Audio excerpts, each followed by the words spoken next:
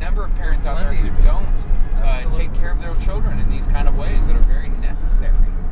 Well, and adults have, because of their life experience and also their years with a person, can understand or make judgments about another person's behavior that a kid cannot. So if I was an hour late picking up my wife somewhere, she'd just be ticked off and say, well, crap, he's late again. Yeah. Whereas a kid, you're an hour late picking them up, you deserve it. Yeah, pretty much. Pretty much. It's not in their minds. You're gone. You said you would be here. You're not here. Right. What do I do now? Right. Which is kind of like what you were saying. But I think part of that comes with the child being so dependent and only knowing the parent in the capacity that the child knows the parent, which is dependable, always there. Plus, swirling around this child is the world, which is feeding also a whole set of parameters to this child's life. Yep. That I think can be really terrifying. I will never forget finding you in your room. Your mom and I found you in your room and you were crying. When was this? And you were probably, gosh, I don't know, first, second grade. And you were just crying your head off. And we asked you, what's wrong? Something happened? What's wrong? Nothing. Why are you crying? Well, you wanted to know when we were getting a divorce, because that's what parents did. Yeah. You were surrounded by children whose parents were divorcing. Definitely. And so you thought that was part of what marriage was about. It only lasted so many years, and then you split up, found somebody else. Yeah. That changed your world, and we had nothing to do with it. But it was then our responsibility to alter that perception of marriage for your sake, so that you could feel safe with us. Never would have crossed our minds if you hadn't done that. So a kid is bombarded with all this stuff aside from what the parent gives the kid, and it makes it really difficult because you don't know what's coming day to day. The kid doesn't know, and the parents don't know, and that's why it's so important to read your children. We've tried so hard to read you and to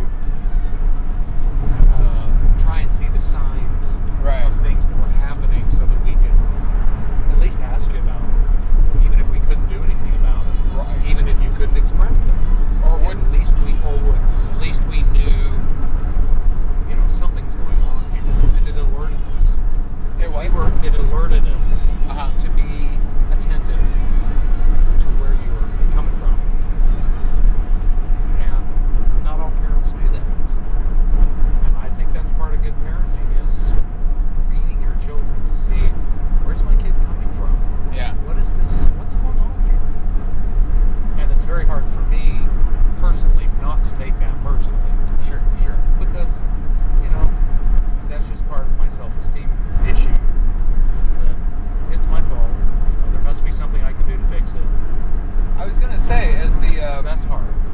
As the male figure playing out both the role of father and husband, I would imagine you feel responsible for the cohesion of the entire unit, the family unit. Oh yeah. I feel this, of course, more now than ever as a husband, but I can imagine with a father, I think were a divorce scenario to crop up, I would feel myself not entirely responsible, but responsible in the majority.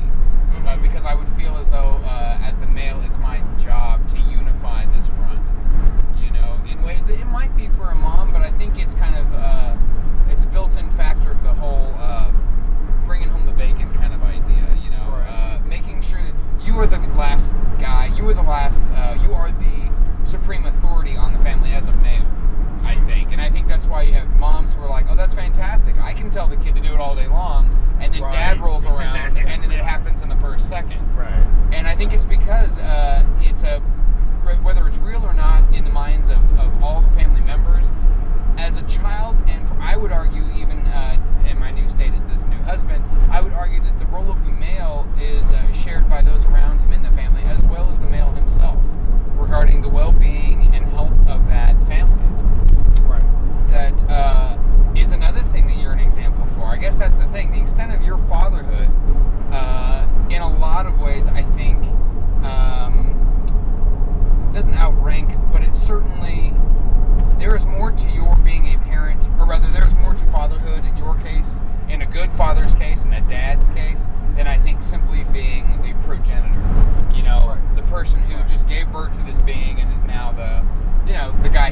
interspersed in the generations. And I think, you know, that's something that I take very seriously as I go into an era of having children. You know, when they get to be my age, my goal is to have a 28-year-old who appreciates his folks. Mm-hmm. You know, that is a goal of mine, the way I appreciate you guys.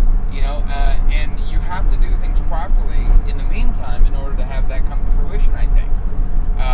Or I hope, you know, that's my goal. But the thing is, because you can't tell how a kid translates things in his own head, you don't know if all of that excellent pat me on the back kind of work that you've been putting into your kid for the last 10, 20, 30, 40 years is actually going to pay off in the end. You're never sure. Are those years when I was at college going to totally ruin my training up to that point?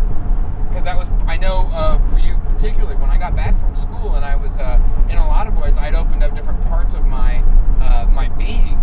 They were totally new and they seemed very much in backlash to what I had done to that point. Particularly in the company of my parents. And so,